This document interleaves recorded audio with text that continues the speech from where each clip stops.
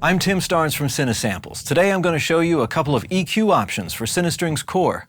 There are a couple of variables depending on the pitch range of your string line and the sound you're looking for. Let's take a look at an example. In this example, I've separated the string ensemble from the violin one line. They play together, but I want to separate them so that we can concentrate on EQing the violin one line. I exported from Logic into Pro Tools. And this is what it sounds like.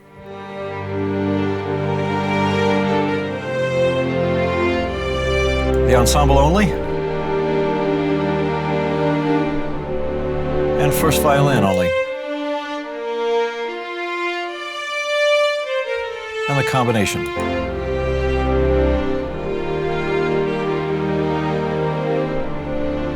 So I like to get that same smooth quality the ensemble has into the first violin. So I'll solo the first violin. Open up FabFilter's Pro Q2. There are three primary things to consider about an equalizer. First, the frequency, whether it's high or low, or the amount of boost or attenuation. And thirdly, the width of the curve, whether it's thin or it's wide. When we think of a string orchestra, we tend to think of it in a concert hall situation, 20 rows back. The acoustics at that listening position gives us a softer image of the strings. In a film score recording situation, we can't afford that luxury because there's not enough space. So we have to compensate for the close miking of the strings by reducing some of the edginess. Many string sample libraries have this edgy quality that needs to be reduced in a mix. And we're going to look for that edgy quality that I hear that I want to reduce. So I'll first accentuate it. Once I've found it, then I'll reduce it.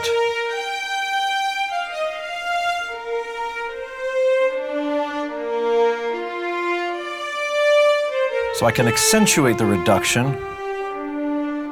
and then try different frequencies. So try lower.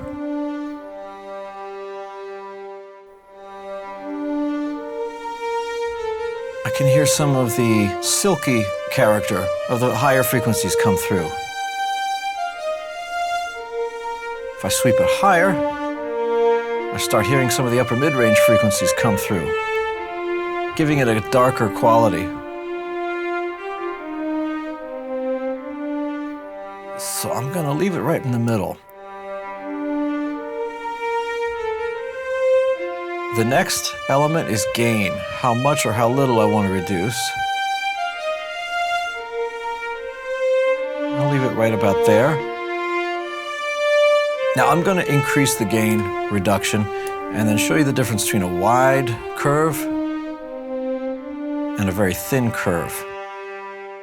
So a very thin curve allows all the nearby frequencies to come through. If it's too wide, then it just reduces the overall sound too much. So I'll leave that right in the middle. Bring it up to about -6, bypass, and activate. Now let's unsolo it so that we hear the mix.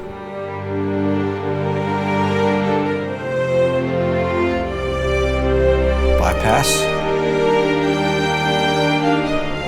and active.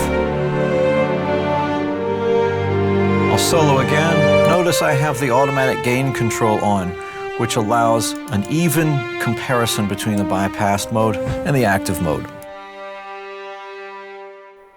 The mix again.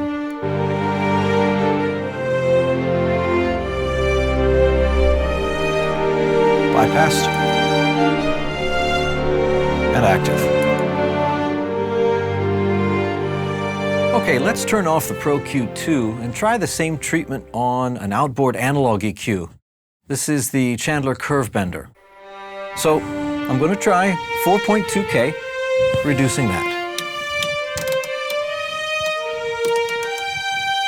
And engage. And bypass. Notice there is a gain difference. The automatic gain control in the Pro Q2 took care of that automatically, so I'm going to compensate for that manually by increasing the output of the Chandler. Active. And bypass. and active. Now, while I remain active, I'm going to change the frequency to 3.6K.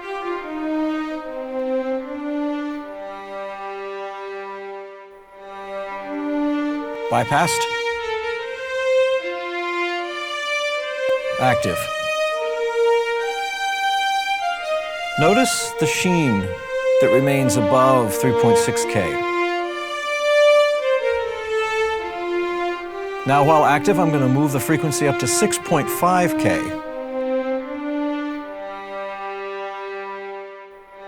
Bypass. And active. Notice the upper mid-range comes through since I'm reducing 6.5K. And let's return to 4.2K.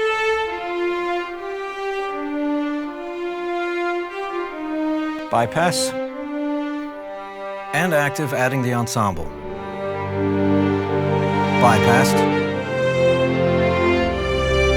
Active.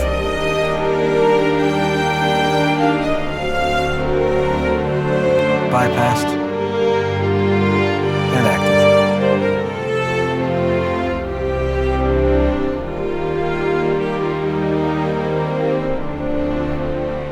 Of course, every mix is different, and therefore your string EQ will need different treatment. But now you've got some tools you can use to help Cinestring's core fit nicely into your mix. Check us out online at cinesamples.com.